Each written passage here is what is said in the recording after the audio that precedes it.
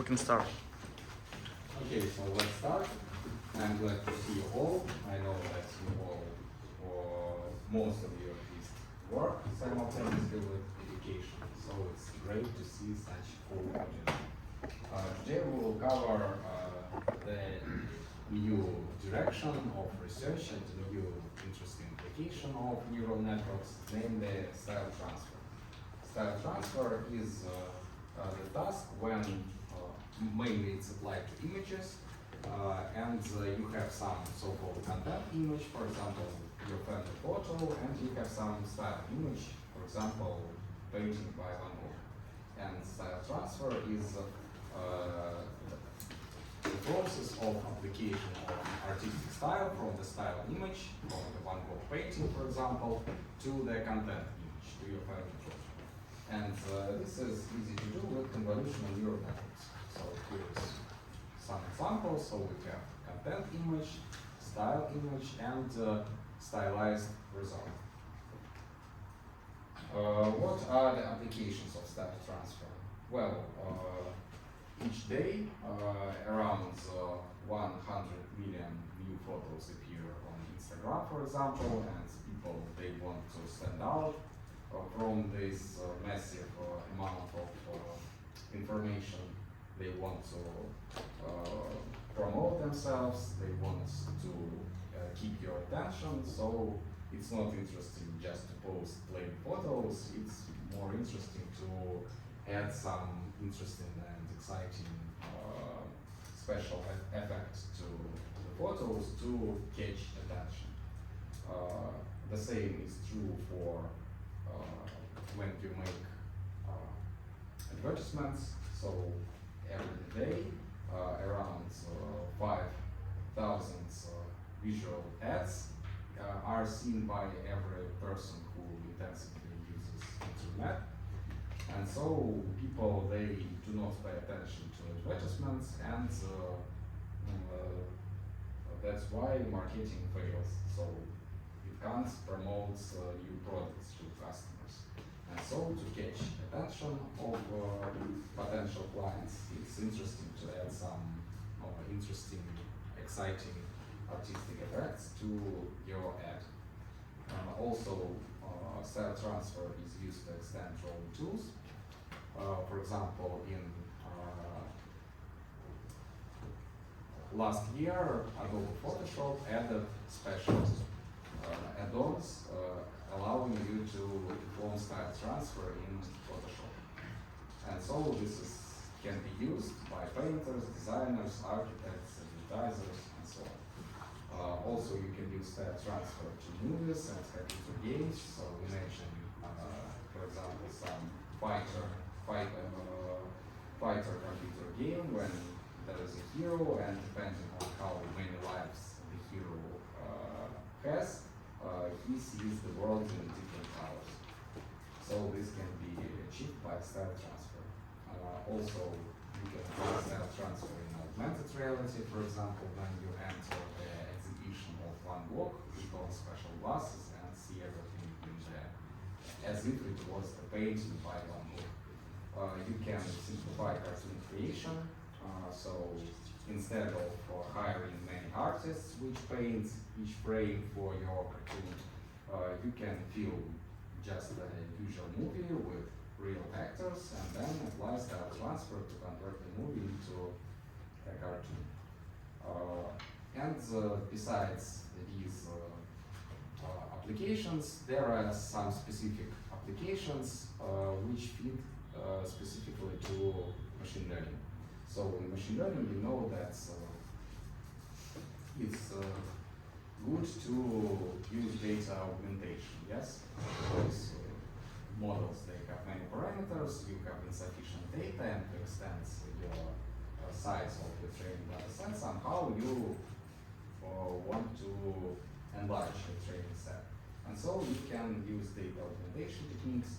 For example, if objects are images, you can adjust brightness of these images, adjust colors, contrast, because all these transformations, they usually do not change the class of the image. If there was a cat on the image, even if it's displayed darker or lighter, it remains to be a cat, right? So this way, using data augmentation, you can artificially enlarge the size of the training set. And style transfer is yet another method to enlarge your training data set, because instead of one image, you can redraw this image by applying different styles to it, and this way you can extend your training set, preserving the original class of the image. And another interesting application and research direction in machine learning is so-called transfer learning. Transfer learning is the situation when you have a large, very good training set in one particular domain, but the problem is that you need to make a model in a slightly different domain. Well, for example, you have lots of annotated data to perform machine translation from English to, say, French, and vice versa. But if you want to convert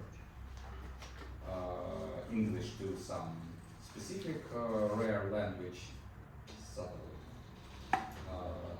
some African maybe, you need to collect lots of data, but it's not available. So transfer learning is a technique how you can train your model on a big data set from another domain and then apply these learned skills to some other domain. And so transfer learning is very tightly connected with style transfer. Indeed, because you have conversion between different domains. For example, if your target style is a painting, then you have a domain of photos, and you have a domain of paintings. So if you would like, for example, to identify people on paintings, you can apply style transfer to some good data set, and then retrain your model on the re-rendered original data set, and this way you can enable the model to do some clever things on domain of paintings. Or, for example, you have day photos, but you want to design a surveillance camera, surveillance system which controls security all day long, both in daytime and in nighttime. And so the problem is that your training data set contains only daytime photos, and you do not have photos made at night. So there are directions in style transfer called photorealistic style transfer, which applies style transfer under the constraint that the result still looks like a photorealistic thing. And so you can do this to convert daytime photos into nighttime photos artificially, and perform additional training to improve your model to operate both in daytime and in nighttime, for example. So we will cover classical variants of style transfer, and we will start with optimization-based approach. So there we will utilize some convolutional neural network trained for image classification. Classically it is VGG neural network, and there are two components in style transfer. First, you have to reproduce original content from the photo. The content is what is displayed on your photo.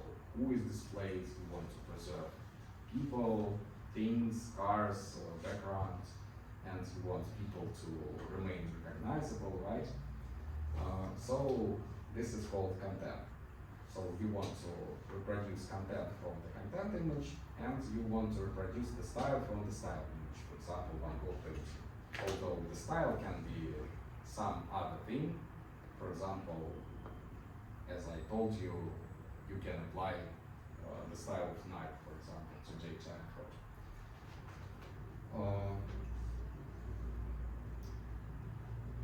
And just a bit more introductory thing.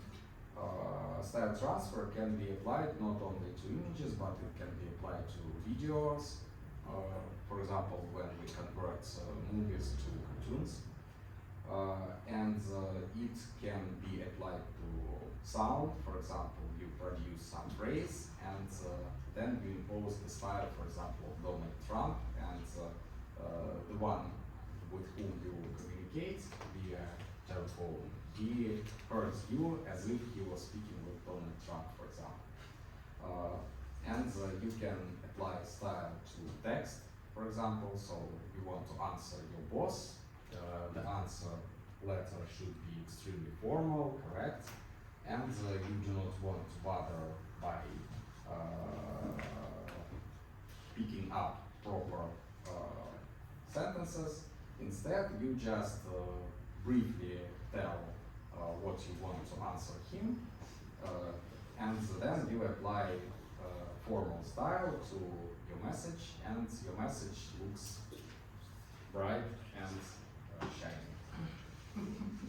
So, style transfer is, although we will speak about its applications to images, but it has wider sphere of applications. And once again, it's very tightly connected with transfer learning, and transfer learning is very frequently used because, well, if you want to do, for example, medical image segmentation, and you do not have enough data, you do what? You retrain your model on ImageNet, right? So that's a particular application of transfer learning. But indeed, there are much more different tricks and techniques how you can learn your intelligent model on one data set and then apply it to completely different data set. Okay, so returning back to style transfer, we have content and we have style. So here are some yet another demonstrations from the first article which proposed neural style transfer. It's the work appeared in 2016 by Leon Gates. So maybe the quality is not very good here, but you should keep in mind that these results were obtained by the GPUs which were state of the art in 2016. Now GPUs are much more powerful, so the results are much better. And let's introduce some notation to explain how it works. We have XC, the content image, XS, the style image, and X is our stylized result, which we want to obtain. We pass content and style image through the deep classification, image classification network, VGG. And we obtain intermediate representations inside this network. So phi at X is some intermediate representation inside VGG when we pass image X to VGG. L sub-index L stands for the layer, so we can extract intermediate image representation from different layers, and L is the layer. And we have Cij, so this is a three-dimensional tensor, as you know, inside VGG. C stands for channel, Ij stands for two spatial coordinates along y-axis and along x-axis. So this is a certain three-dimensional tensor. And when we do style transfer, we actually solve the following task. So X, our target image, which retains content from the content image and style from the style image, it is obtained by solving the following optimization problem. So we find arc minimum over all possible images X, and for all possible images we evaluate this loss function. So important thing here is that we optimize not in terms of weights of the neural network, but we optimize in terms of images. So we pass different images, obtain through the network, obtain respective losses, and we try to minimize this loss, and by adjusting the image, and we get the final image as the result of this optimization. So this loss contains three terms. The first term is content loss. So it takes as inputs our stylization result X and the content image. And it evaluates how closely the content is retained on the result. So how these two images match each other in terms of the content, in terms of what is displayed on them. The second component is style loss, and this style loss evaluates how closely the style on the optimization result X is retained from the style image XS. And the final component is total variation loss, which is basically a smoothness prior. So it enforces the result X to be some smooth image instead of some white noise with sharp changes in colors. Because images which we like and which we regularly see, they are all smooth. And you can see that we have two hyperparameters here, alpha and beta. These are two non-negative hyperparameters selected by the user. This hyperparameter solves the trade-off between content representation and style representation.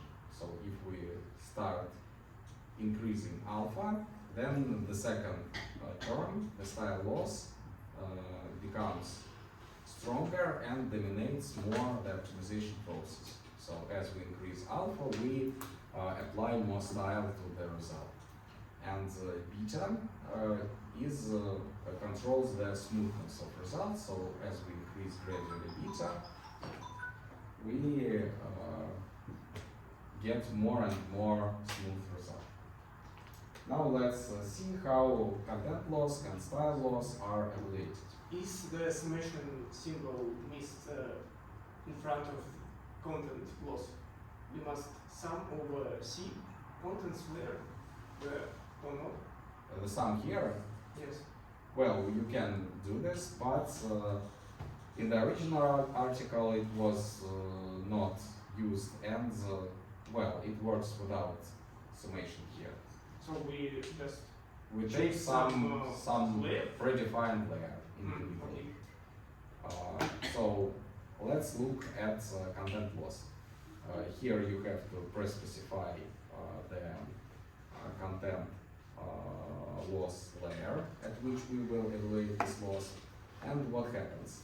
We pass the result image X and through VGG, and also we pass through VGG the content image XC. And then we fix some intermediate layer LC, and on that layer, which we have fixed, we simply evaluate how close are intermediate representations for content and for our stylization, our result. So this is the squared Frobenius norm, which is basically squared L2 norm for the tensor. So it is the same as Frobenius norm is the sum of squared elements of the tensor. So we take the difference of two tensors, and then we sum squared elements of this tensor. So this is the same as squared L2 norm for vector, but applies to tensor. and then we divide by the total number of elements. So each tensor is three-dimensional, W by H by the number of channels, so we have to divide by that. And content loss says basically that content is preserved on the stylization result if intermediate representation of stylization is close to intermediate representation of the content. Why don't we judge by the pixel-wise difference of two original images? We could have done that. So instead of taking intermediate representation difference, we could have taken simply Frobenius norm between x and xc, right? And see how close two images are. But this is a very strong constraint. It forces the result to be very close pixel by pixel, and it does not allow much flexibility for style transfer. That's why we see how different are not original image representations, but instead intermediate image representations. So here is the visualization. Let's look here. So if you try to find the image by looking only at content loss, you actually try to recover the image which has the same inner representation inside VGG as the content image. And if you take some starting layer, you see that the image is accurately reconstructed.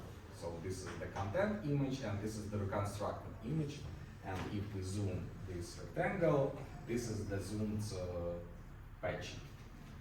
And so you can see that if we try to reconstruct the image by looking at the first or second inner representation inside VGG, the reconstruction is quite accurate.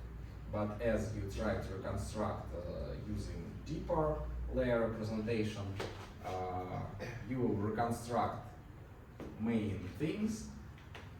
That is, there is sky on top and some houses and a river below, but the reconstruction is not very accurate and flexible, depending on the initialization of the process. You can initialize the optimization starting from different images and end up with different results at the end. So, why this happens? Because VGG neural network, what it does, we have a sequence of convolutional transformations, and then we simply vectorize the last representation into long vector and pass this vector to the multilayer perceptron and perform classification, right? So as you move deeper and deeper into the network, the network drops all information which is irrelevant for classification and retains only information which is important to perform classification at the end. So as you move deeper, you lose more and more details, but you retain the essential things, what is actually displayed on the image. So here you do not remember how it is displayed, but you know that here are houses, here is some sky, and here is a river. Because that's what classification does. And so this is the motivation for this content loss, because by changing L, the layer at which you evaluate the content loss, you can get more flexible result or less flexible and more attached to the initial. Mm-hmm. Yes. What result we get if we change this loss into L2 loss between, image and our result? Next yes. slide. Yeah, I have spoke about that already, so we can replace this by simply taking the squared L2 loss between image and content image. Yeah, you said that it's strict constraint that for Yes, yes, pixel should be it's close. strict. Yeah, but what result? I mean, in images, the next slide shows examples of Yes. different layers of VGG, but what we get if we train our network to simply L2 loss. We will get a result which is very tightly connected to the original photo, so it will not look like a painting, it will look like a photo. Because you look at the deviation pixel by pixel. And here you look at the deviations at a broader scale. Okay, understood. Okay, the last term, total variation, is simply a smoothness prior. So here you have this, how it is calculated, the most common way. So smoothness prior, total variation, this last component actually says that our sterilization result should be smooth. So it should not contain sharp changes in pixel intensity.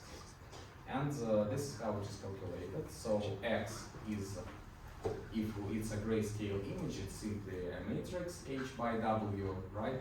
Height by width. And you let's fix some position on this image, ij's position. So xij is some pixel intensity at position ij. And so you move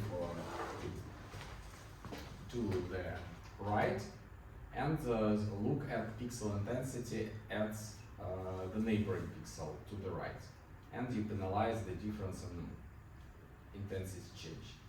And similarly, you move down and you see how different is pixel intensity of the original pixel and its neighbor below.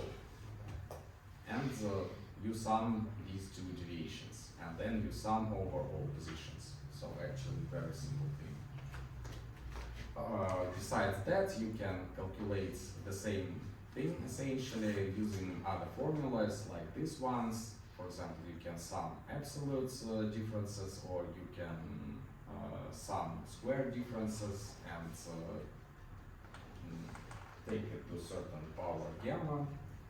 But the first is the most common way to evaluate total variation.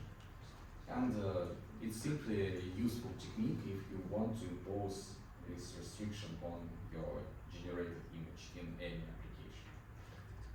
And finally, we come to the style loss. So how it was calculated in the original article. The style loss is calculated at certain layer inside VGG, layer L.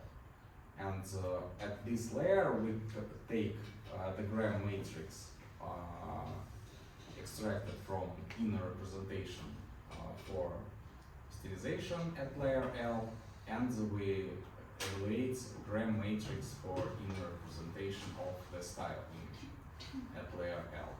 And these two Graham matrices are just matrix, two matrices C by C, where C is the number of channels, so they have comparable size, equal size, and we can subtract them and once again evaluate the squared Frobenius norm.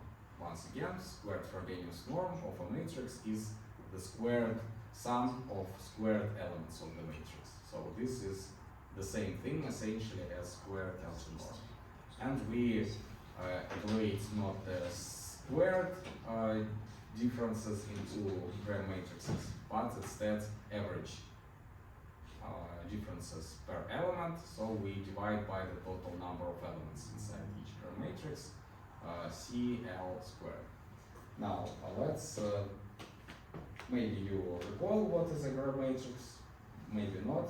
It was on the first course, I suspect, of linear algebra, so let's revise. Phi at x is the inner representation of the image X inside on layer L on the VGG matrix. And we define Gram matrices in the following way. So this is this inner representation displayed. So each color has, each channel is highlighted with its own color.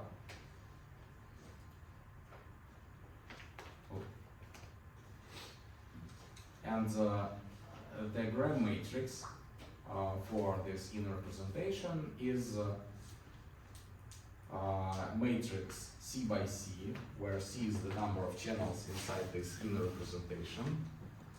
So inner representation, once again, it has dimensions C, the number of channels, by H, the height, and by W, the width. And the Gram matrix is a matrix calculated using this inner representation. And it is a matrix C by C, number of channels by number of channels, and its UV elements is simply scalar product between channel U and channel V. And as we vary U and V, we get all scalar products between each pair of channels inside the inner representation of VGG for image X. So the first element is scalar product of first channel by the first channel. The second element of Gram matrix at position 1, 2 is the scalar product of the first channel by the second channel, and so on. So up to the constant. We take here the constant. Just for normalization purposes, it's not that important. The important thing is here. So scalar product, how we take scalar product between two channels? You simply vectorize the channel into long vector, do the same for the second channel, and take usual scalar product. Scalar product shows you how much similar are the activations on the corresponding channels. So by looking at the Gram matrix, for example, if the elements at position UV is high, it means that channel U and channel V, they have very connected patterns. The activation maps at these two channels are very synchronous. So if channel U has high activation, then most probably channel V has high activation. And vice versa. If one has low activation, the second has low activation. That what actually means that two channels have high scalar product. And now let's recall what each channel measures. So, for example, the first channel, each channel inside VGG neural network is extracts certain feature from the image. For example, the first channel, let's say, or channel U, let's say, measures, identifies particular color pattern. That's it's a feature which is activated when at corresponding location we have, let's say, blue color on the original image. And the second feature is activated or extracts, for example, a corner on the image. And so if UV elements of the Gram matrix is high, it means that these two features are very much connected to each other. So if we see, it means by looking at this high activation between these two channels, we can understand, for example, that if there is a corner on the painting, then it's most probably is painted in blue, for example. So this Gram matrix is actually a representation of the style. So this is just how scalar product is calculated. So we simply vectorize the first channel, the second channel, and take all element-wise products and sum them together and divide by the total number of elements because we for normalization purposes. So you can also consider each element of the Gram matrix as an uncentered sample covariance between channel U and channel V. And we calculate all pairwise covariances and gets the Gram matrix, and this Gram matrix describes the style. So, do you understand how the style is represented in this paper? So, this Why, is sorry, why exactly the Gram matrix? Are there any other representations? that's a good question. And actually, indeed, you can do other representations as well. So, the key thing here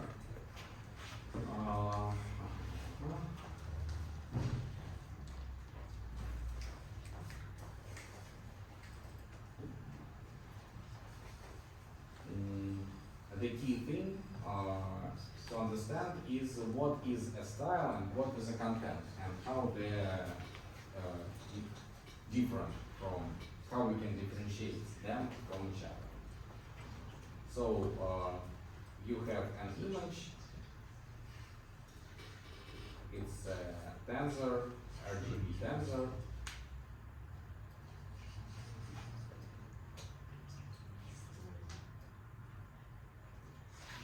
And then you pass it to VGG and get intermediate representation of this image.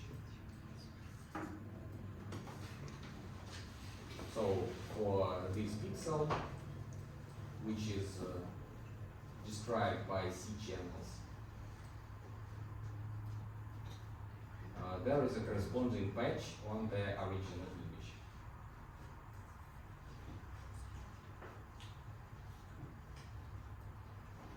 And so, what is a content and what is a style?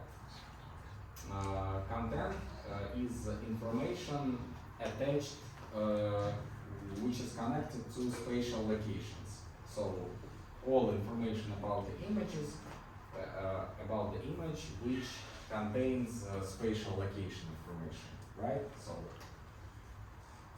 So if on the image there is a person displayed,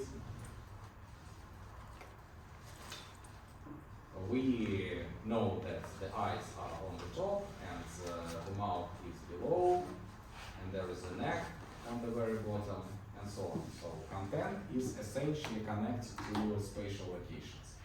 And style is general distribution information about your image, which does not take into account any spatial information. Because if you represent an image in such a way that spatial information where all is located, if you preserve spatial information, it means that the style information contains content information. So that's how they are different. Style information should not contain any spatial information. And so we can describe and speaking more precisely, what's a style information? Style information is the distribution information, how your pixels intensities are distributed in space. So in terms of the original image, content information are pixel intensities together with their positions, and style information is the distribution of these pixel intensities. So we have 3 channels.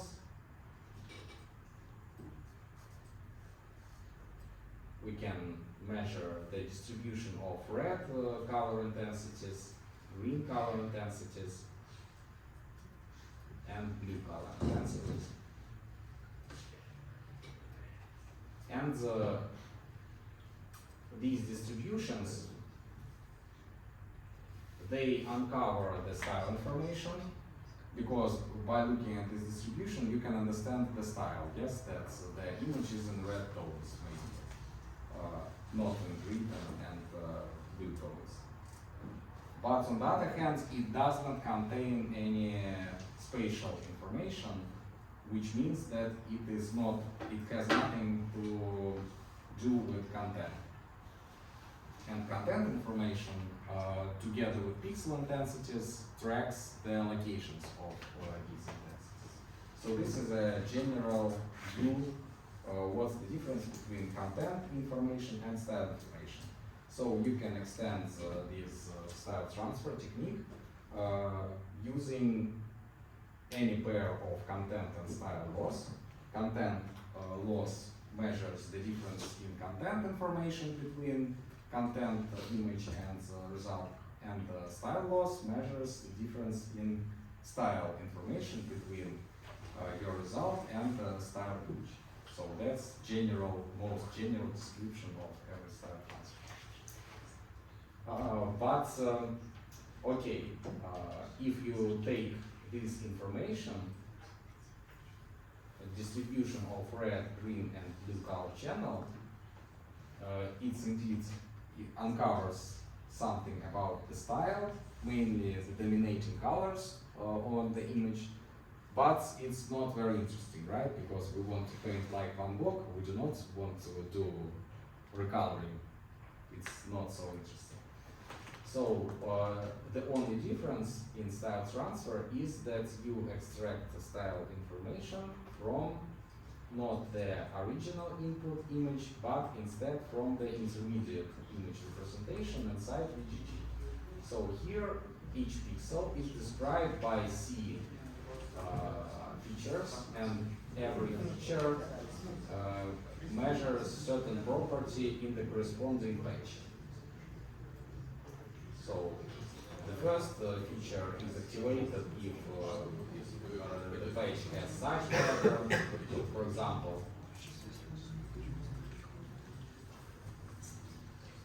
the second feature is activated when you have some other pattern.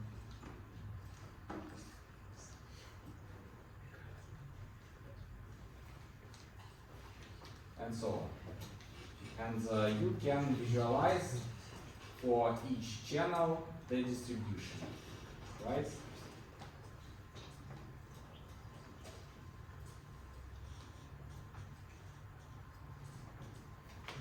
And these distributions, channel-wise distribution, so we fix some,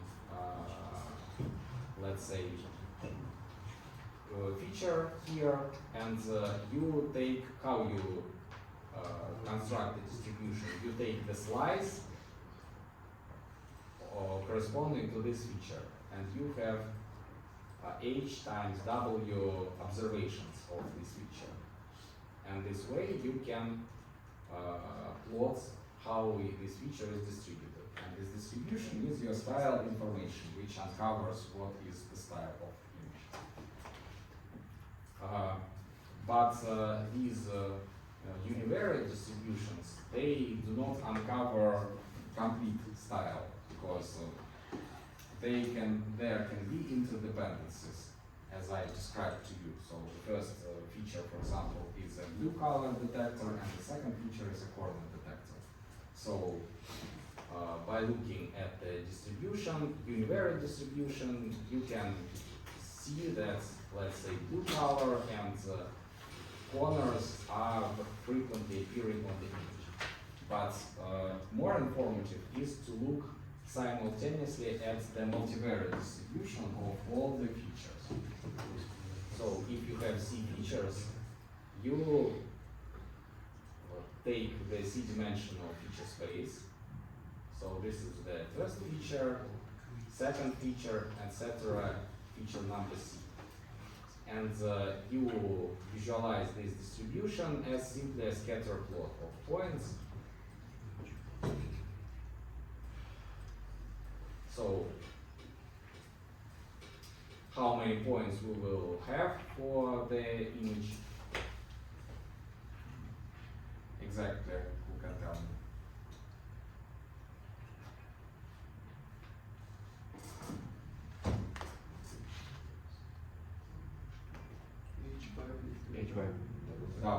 Yes, exactly. And each point is a C-dimensional point in C-dimensional feature space, and the total number of points is H by W. That's right. So we have this cloud of points for the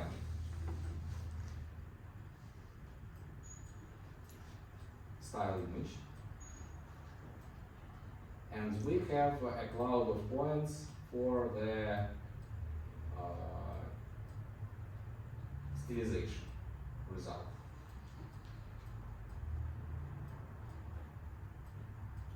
It might have a different number of points because it has its own dimensions.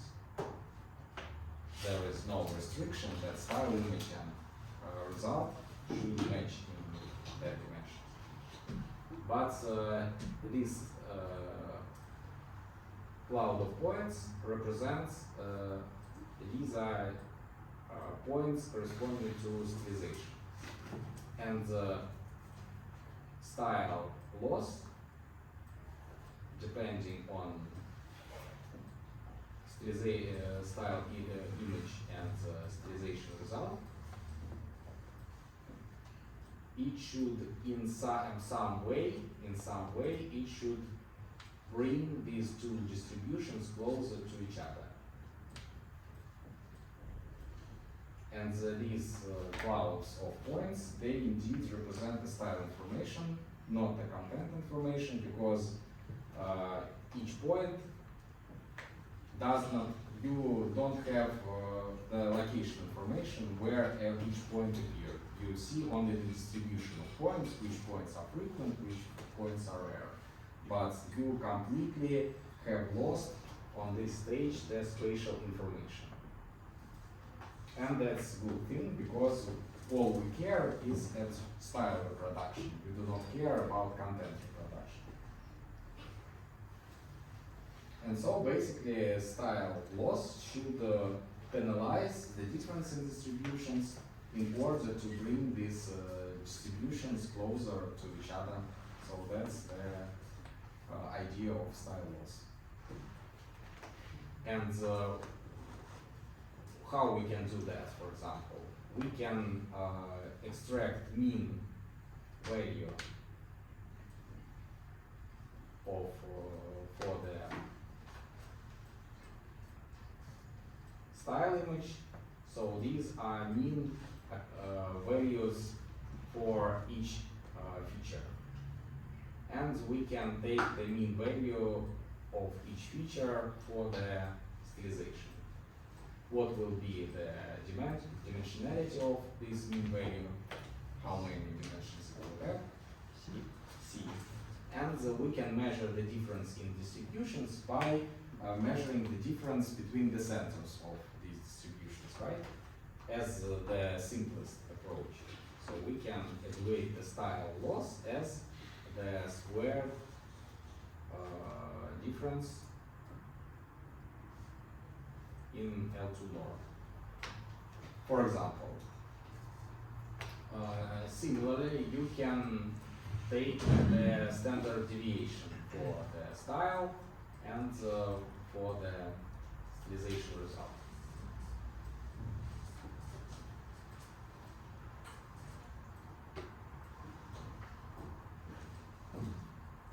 And you can sum them together if you would like. This way you can bring distributions closer, not only in terms of their centers, but also in terms of their spreads, right? And the original style loss proposed in the first article on Euro style transfer, it basically evaluated the difference between these two distributions by taking the covariance matrix of style and the covariance matrix of stylization result.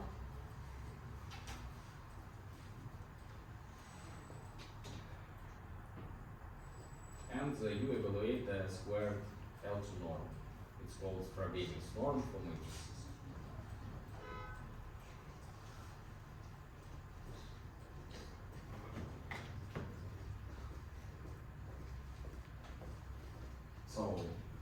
Is this clear?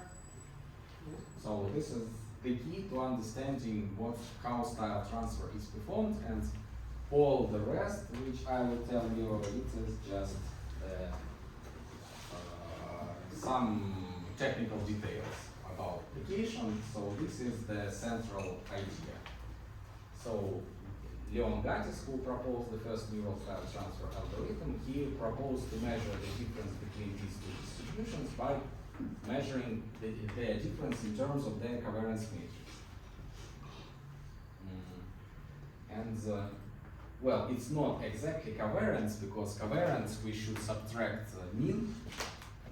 These are uncentered covariances between channels. But essentially it is the same. If you substitute uncentered covariance by standard sample covariance from statistics, nothing will change much.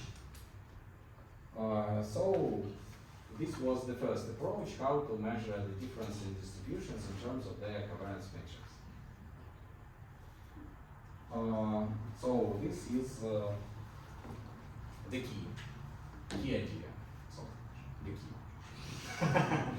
Just to make you less sleepy, I can pass the key and see.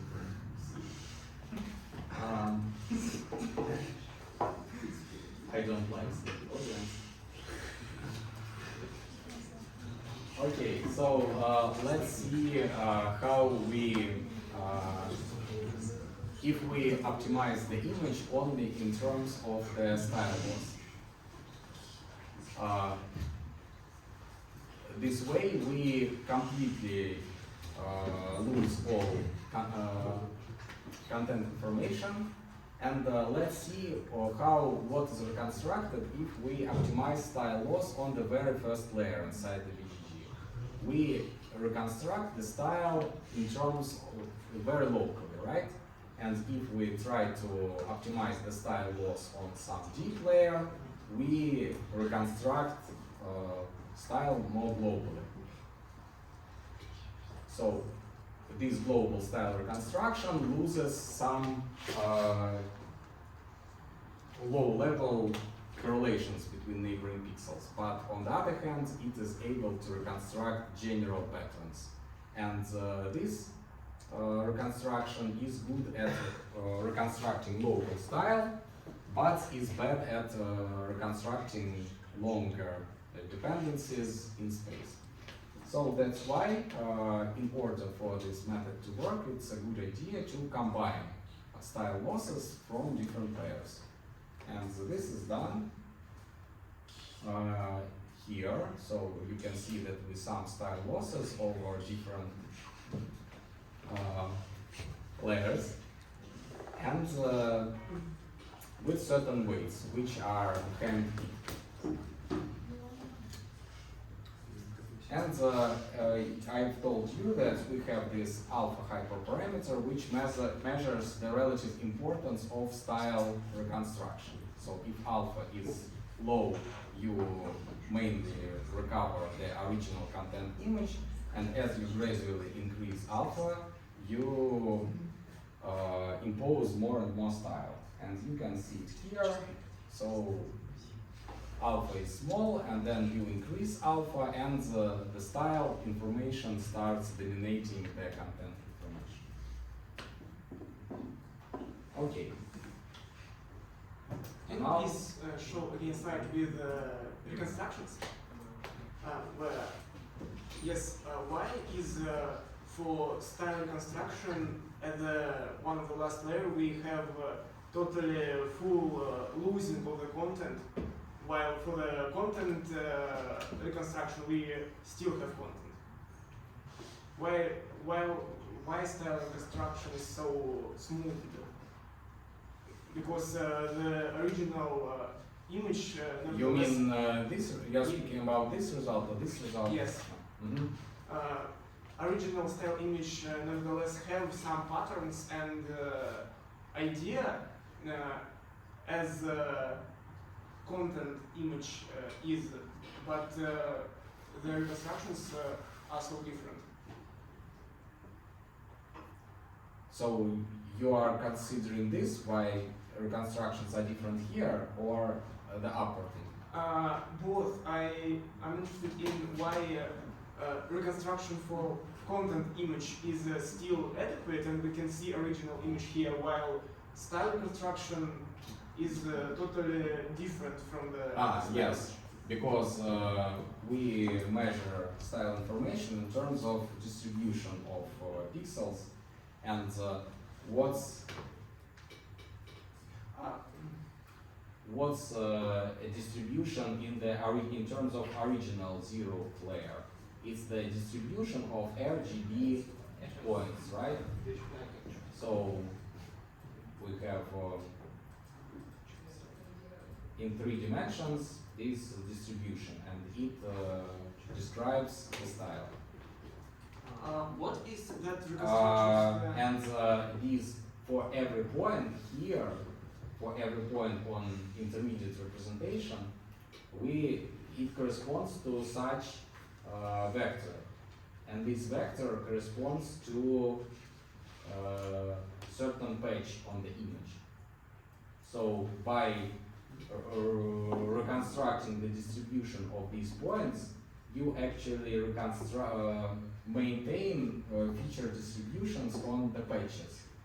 And the page, it does not describe the whole image, right? So if you minimize the style loss, it means that features of pages have the same distribution, and that's all. That's why we do not have this reconstructed original style image, because each pixel corresponds to a certain small page on the image. So you can see that some pages, they represent, they are preserved, but convolution has limited receptive field, so style loss is not capable to see the whole image. Where is the border on this image? How we get the image in input resolution as input resolution? Yes, very interesting. This method is one of the first which proposed this technique, and the image is obtained by minimizing these losses in the space of images. So we start from some random image, and for this random image we evaluate how this image deviates in terms of content from content image and in terms of style from the style image. And we see that there is a big difference, evaluate this difference, differentiate, and propagate the gradients to the pixel intensities of this image. And iteration by iteration, our image becomes more and more adequate.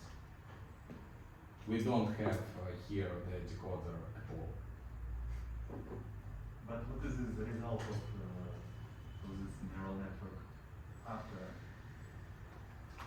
There is no We don't have neural network here. We have already trained neural network here. So the thing is that you don't have neural network at all, yes, here. So you have some black box loss function, which under the hood depends on some neural network, but doesn't matter. We just have some magic loss function.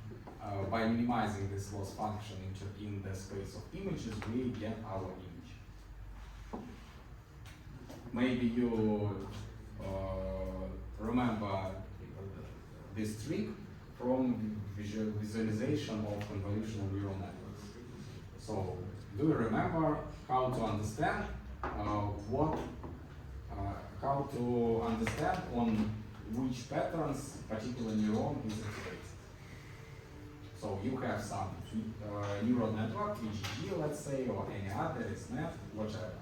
And you ask yourself a question. Okay, I have some particular neuron, and it's interesting for me. I would like to interpret how my neural network works. How can I understand what activates this particular neuron? So how do you do that? You fix the neural network. This network, VGG, doesn't touch the weights, they're fixed. Freeze them, and then you start substituting different patches and see the activation of the neuron. And then you select the patch which activates your neuron the most. You saw all these images that this neuron activates on an eye, this neuron activates on a mouth, and some neuron activates on human face and so on. Another way is, if you extend this idea, what you can do, you can say that let's maximize the activation of the neuron. So our score function this time is the size of this activation. And you start maximizing the activation of the neuron, and this is your score function, and you backpropagate to the pixels of the patch which activates the neuron. And this way you optimize in the space of patches, in the space of images, and finally you get the image which activates your neuron the most. So this is very similar to this offline style transfer. And one more question. You said that we start this optimization procedure with random initialization. Yes. Yes. If we take our content image as our init, so what we'll get? Yes, that's a great proposal. Indeed, if you take the content image, you will converge in much fewer number of iterations, much faster. So if you start from random noise, you will converge in around 500 iterations. If you start from content image, you converge in 50 iterations. But the interesting thing about initialization from some random image is that by taking different random initializations, you end up with different results. And so this way you can get the result which you like most of all. This is called the diversity of style transfer, and much of recent research is devoted to this concept of diversity. So, okay, you have some great algorithm, it works fine, it is fast, it can work in real time, everyone is delighted, but what if the user is not delighted with the result? Does your algorithm allow the possibility to regenerate the stylization in a slightly different way? And the algorithms which allow that, they are of course better.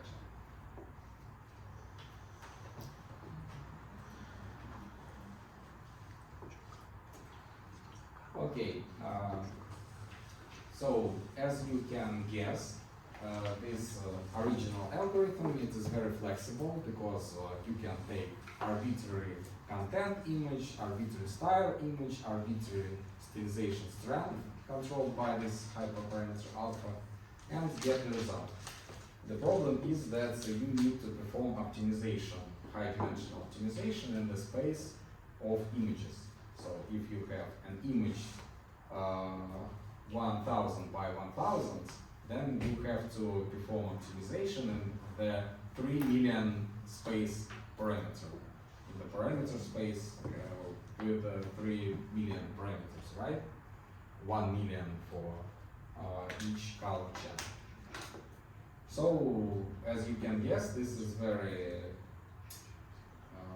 computationally intensive procedure, and even on GPU it will take you around a minute. So it's not real-time algorithm, and if you want to do it in real time, you can do it in another way. This is called transformation-based style transfer, and the idea is that I will present to you. It's nice, but you should keep in mind that this is a very general concept. So every time you see in your life that somebody solves some optimization problem, and you have different inputs of this optimization problem, and you want to get some optimization result, a very typical thing in deep learning is to train a deep neural network which is trained to immediately output you the optimal solution to your optimization problem. So as input to this neural network, you pass all the input data, and you can perform long optimization and come up with the optimization results. Or alternatively, you can train a neural network which takes the same input and in one pass, in one go, it outputs the optimization result.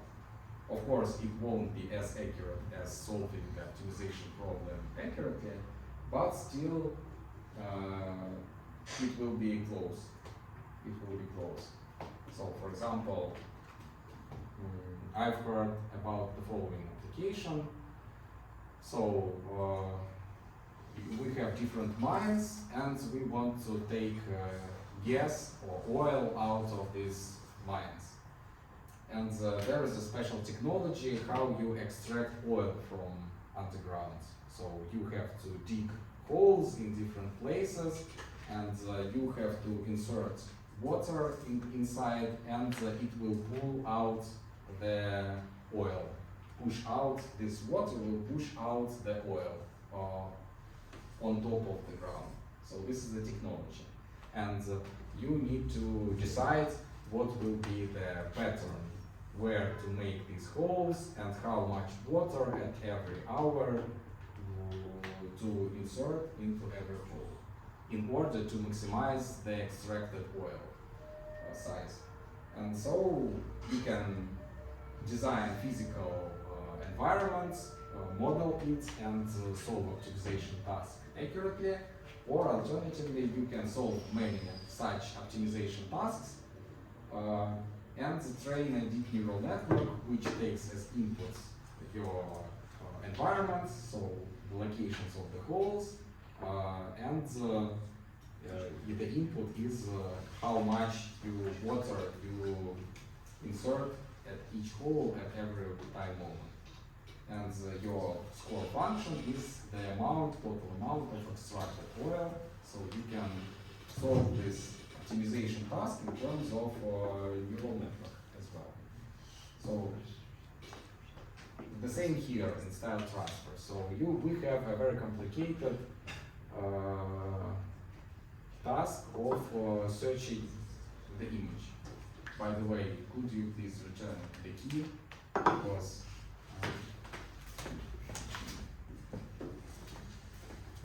other students need also to know about it. Okay, so we have to perform this complicated optimization, and instead of doing this, we can simply train a neural network which will immediately take the input data and а у меня вторая еще, ну, там, да. Okay, and we can train a neural network that can, in one pass, solve this complicated optimization task. So, this is a transformation neural network. We pass the content image which we want to stylize through this network, and we fine-tune the weights of this transformer network in such a way that as we pass the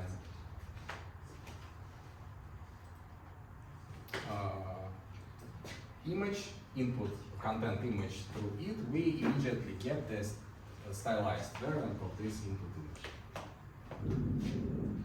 And this can work really fast in real time, so we can apply this approach to videos. How do we train this architecture? So the losses are the same, absolutely the same as in the original optimization-based style transfer approach. So we have some predefined classification neural network, such as VGG. It's used in 90% cases in style transfer, 99 I would say. So we take VGG neural network, or keep it fixed. We do not touch the weights here. We use only this network to extract features. And so how do we train the weights of this image transformation network? We fix certain style image, so this all works for only one predefined style image. We fix it and then we start substituting here different content images and start passing it through this image transformation network. We get results, stylization results, and then we pass these results through the VGG.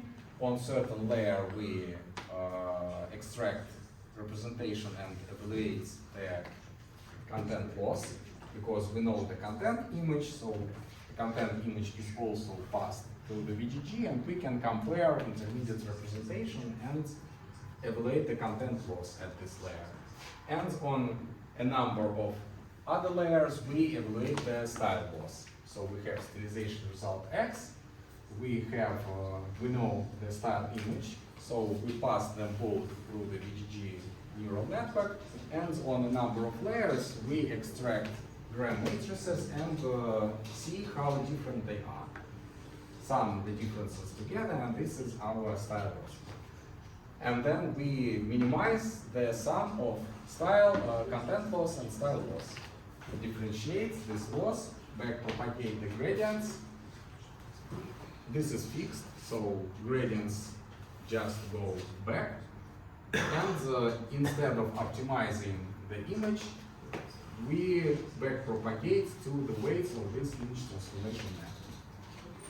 So the training procedure: step 1, fix the style image. Step 2, pass different content images, evaluate corresponding loss, differentiate, and fine-tune the weights of the image transformation network. That's how it works. And if you want to apply another style, you should do the same and train a separate image transformation network. Of course, it allows you a very high speed up. It works 1,000 times faster than original optimization-based approach, but it lacks flexibility because you have to fix the style image and you have to fix stylization strength. So these are some details about the architecture of this image transformation network. So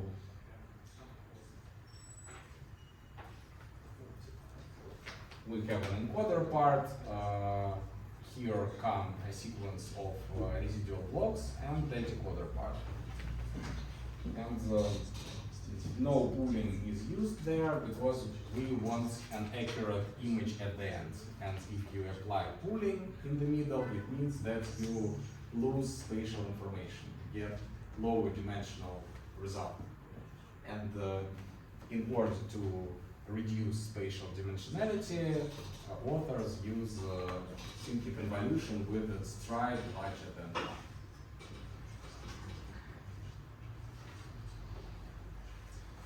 Okay, so here is another modification of this work. So instead of to make this architecture a bit more flexible, we can add an ability to the user to modify stylization strength. So everything is the same, we pass the content image through the architecture and get the stylized image. But together we pass the desired stylization strength. And this stylization strength is passed to each of their intermediate residual blocks. Residual block, as you remember, what it does, we have a number of nonlinear transformations and we have an identity connection, and we sum nonlinear transformation with the input here and this is the output. And so when the user selects particular desired stylization strength, this stylization strength actually is after small renormalization, it is basically a multiplier of this nonlinear transformation.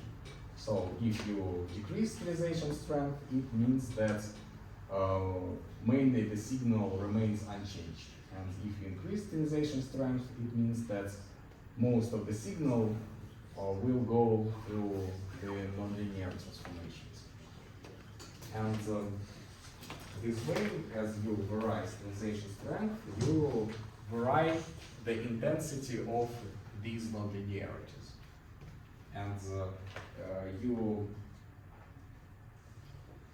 can, how do you train this architecture? You sample different content images and you sample different stylization strength. And you get the result and evaluate the sum of content loss and style loss multiplied by alpha, by the target stylization strength. And this way, after multiple samplings of content images and style strength, you end up with the architecture which is capable to vary stylization strength in real time. And besides that, these modification performs better stylization for low stylization strength. So in the original work, if you select alpha very small, it will adjust the style to a very small location. So most of the image will remain unchanged and the small locations will get the style if you select small stylization strength. And in this approach, if you select even small stylization strength, it will spread evenly over all image this slight change. So And I don't understand how you train alpha. Alpha? Dependence on alpha. Alpha is simply sample. It's the user input. User inputs content image and stylization Yeah, style. yeah, it's clear, but I mean, how networks, knows the dependence on alpha? How you train dependence on alpha? As understood, if alpha is small, then the output image should be as content image, and if alpha is high, then it should be. You mean that disclosure. besides renormalization, Yeah, we yeah, can insert here some more complicated stuff, right? No, I mean, is there any change in loss? Yes, of course. You sample X, and the loss, final loss, it takes content as input, right? Yeah. Because content loss compares your X to this specified content. And the same with alpha. You vary alpha, and yes, probably I should tell it once again because it's an interesting concept that on every iteration the loss is slightly different due to this change in alpha. Yeah, and how it differs? It differs from iteration to iteration. On every mini batch you have different alpha and different loss. Is it correct that for different alpha we just resolve our optimization task for target image with this alpha, and it was the answer for transformation network?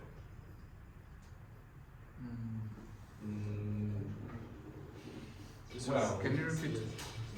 We want to put stylization strength alpha in our network, Mhm. and for this input we must generate target image, and this target image is generated through the resolving of optimization task, yes, which we get earlier with this particular alpha which we input in our network.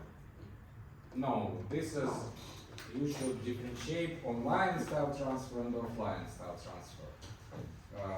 Or offline it is the same as optimization based, and online it is the same as transformation based. In optimization based we optimize in terms of images, in image space. And this is very slow. And in transformation based we optimize in terms of weights of the transformer. but the target for transformer network is the solution of optimization task, yes? The weights of the transformer, yes, they optimize the No, no. optimization. Давайте на русском тогда. Да. У нас вот правда же, что для вот transformer-based style трансферинга мы используем style трансфер через оптимизацию. То есть мы вначале берем нашу контент-картинку, мы запускаем вот этот процесс оптимизации и получаем стилизованную картинку, а дальше хотим, чтобы контент-картинка, пройдя через трансформерную сеть, была очень похожа на ту, которую мы получили через оптимизационную задачу. Нет, неправильно. Нет? А что тогда такое здесь? Потому что получить один сэмпл обучающий, это там 1 минута. То есть вам там нужно на 100 тысячах картинках обучаться. Получается, вот каждую картинку вы будете 1 минуту получать. А что тогда такое таргет? Да, что такое таргет здесь? То есть Давай таргет же дальше. должен быть разным для различных альфа. Пропускаем контент, получаем какой-то кривой результат, несовершенный в силу какой-то неидеальной инициализации иксов. И для этого икса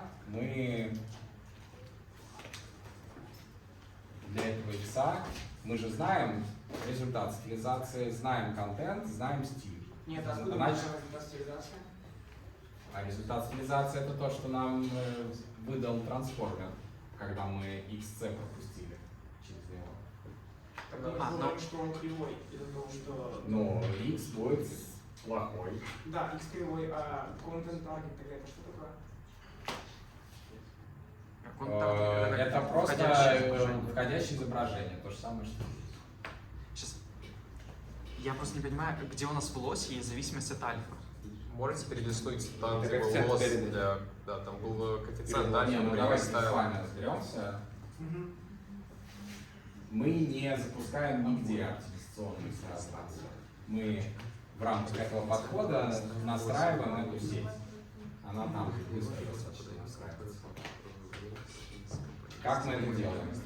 Центрируем контентные изображения, пропускаем их через Image Transformer Network, получаем какой-то результат, далекий от идеала, и это результат стилизации.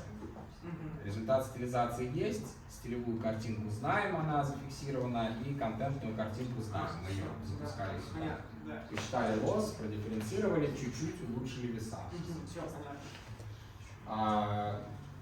Наши потери, our losses, they are a weighted sum of content loss and style loss. And content loss is taken with weight 1, and style loss is taken with weight alpha.